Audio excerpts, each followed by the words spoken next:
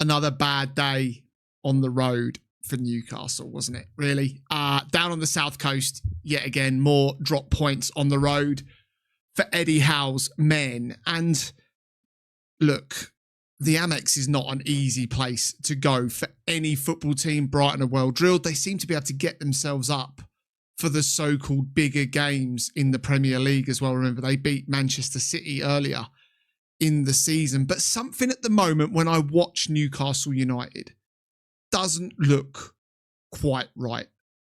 I said in the predictions that I fancied this to be a draw, and I was umming and ahhing on that show. Make sure you guys check that one out. It comes out every Thursday on the Footy Social Club. But I was trying to decide before this game even kicked off, have Newcastle got enough in their squad? Have they got enough variation to their squad? Can they mix it up? Can Eddie Howe change it when he needs to, when other teams decide they're going to change the way they play, whether they go more direct or whether they sit in deep or not? And sure, Newcastle have got injuries. Livramento is a big miss. Lewis Hall at left back is a big miss. They're very much the present and future of what Newcastle want from their wing-backs. It's fairly simple that for as good as Dan Burn is Mr. Newcastle, give him the keys to the city, he isn't what Lewis Hall is from a going forward and the way maybe that Eddie Howe wants to play. And it's the same now with Trippier and Livramento. Trippier's 34 years old. He's probably going to get himself a new deal. But Newcastle don't want to be relying on Kieran Trippier. They want to be relying on Tino Livramento. As for Joel Linton,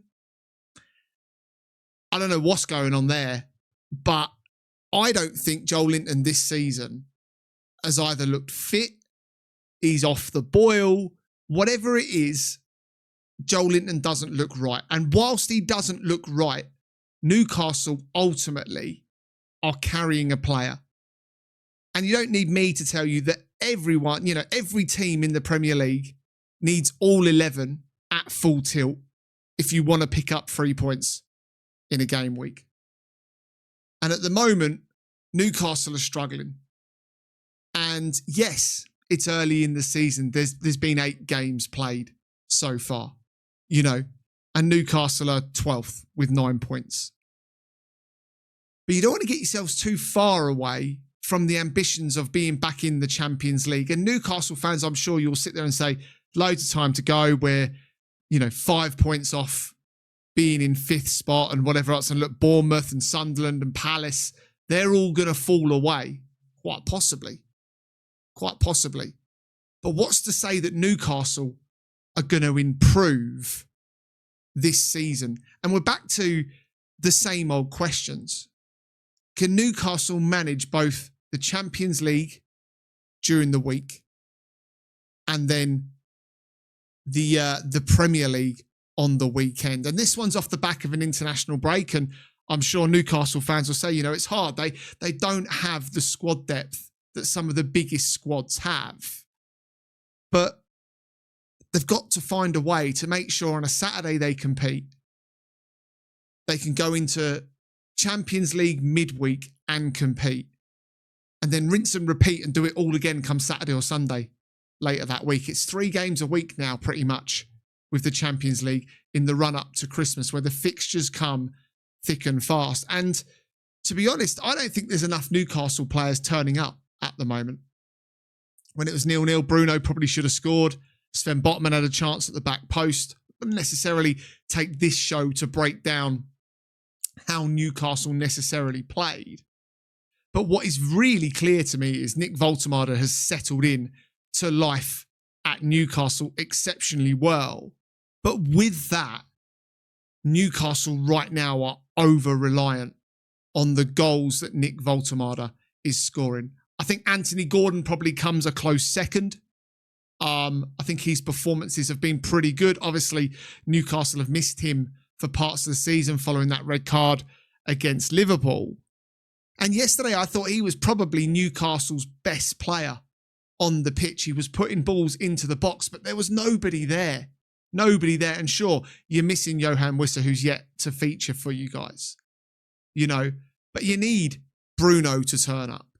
You need the very best from Tonali week in, week out. Not just the very best from these players when they're playing in front of a partisan crowd at St James's Park.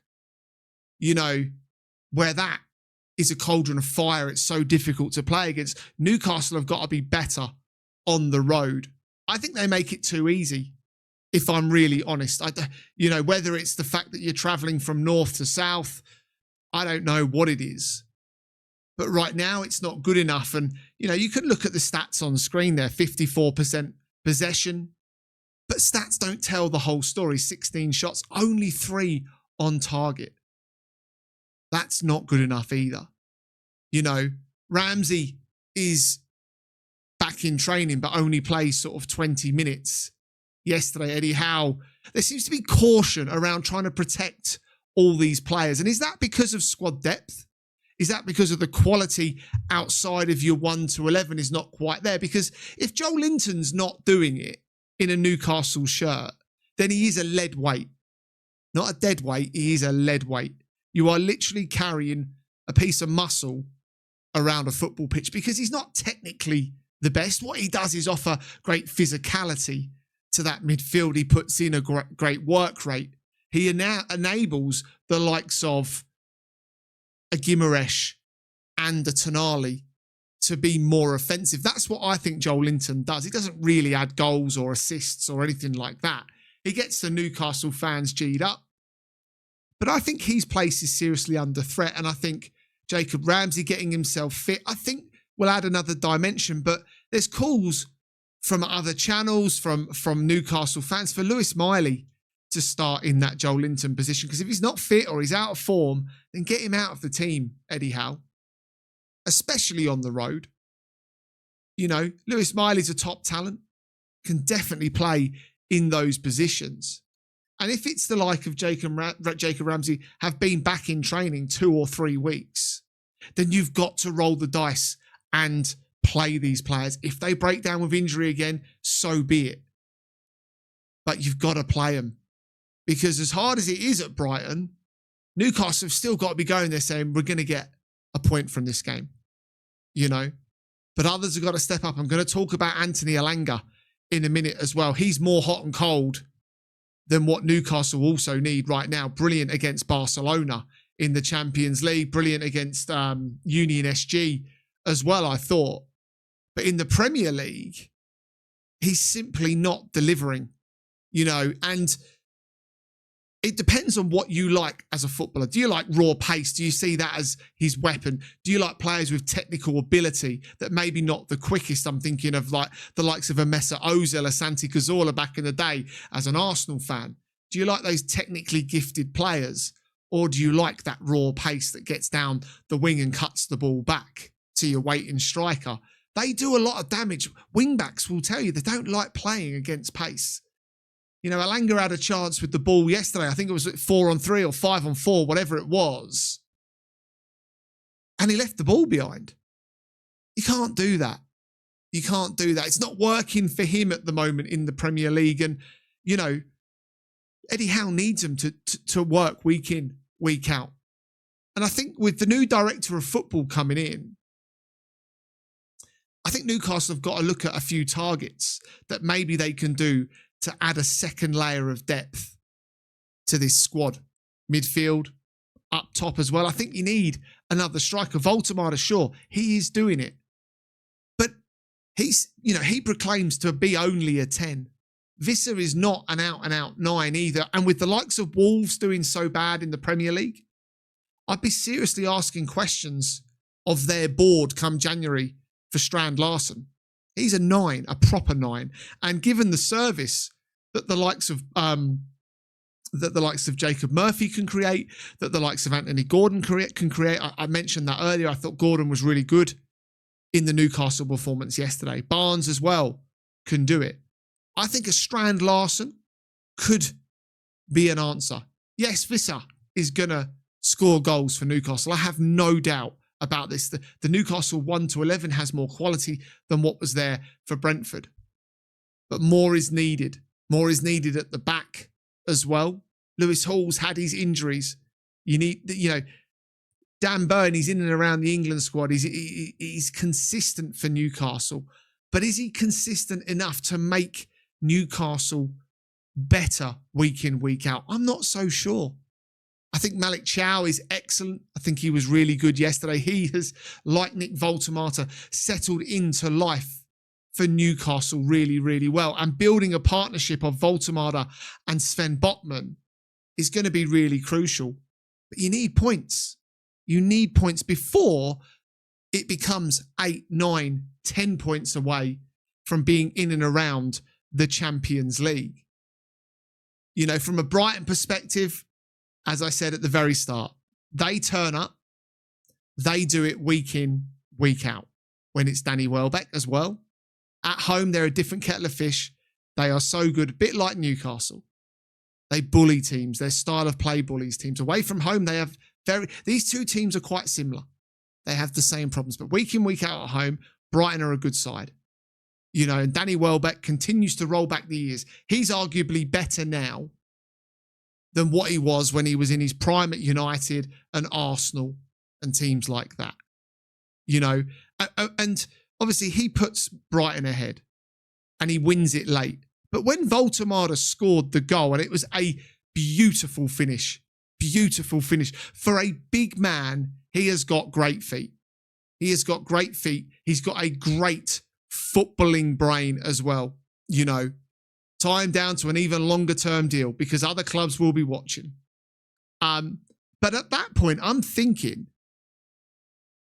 Newcastle could go on and win this. If they're brave, if Eddie Howe makes a change, can he tweak it slightly?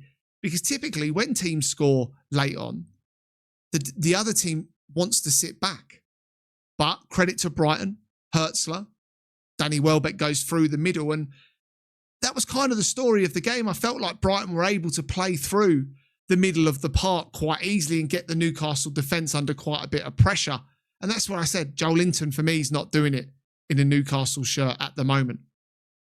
But, you know, Newcastle will be okay, but they've got to get used to life now being busy.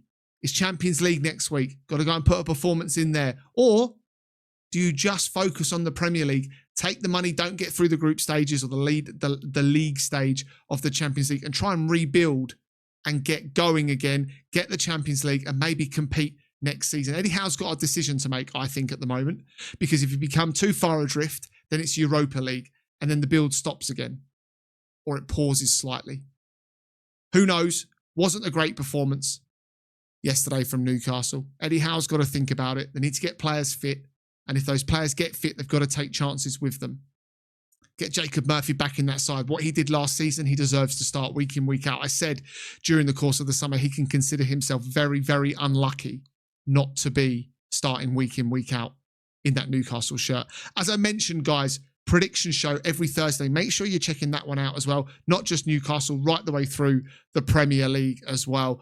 I'll give you reaction every week to Newcastle games as well. And there are preview shows coming very, very soon as well. Make sure you're liking. Make sure you're subscribing. That helps the channel grow. It's free to do as well. Can't emphasize enough the help it brings by you simply clicking a like on it. Engaging with the content helps the algorithm. And if you've got 20 seconds, let me know your thoughts on this video and my opinion, but also give me your opinion around Newcastle travelling away from home. It hasn't been good this season. What does Eddie Howe do to put it right? And who would you drop at the moment as well? Thanks for watching, guys. I'll see you on the next one.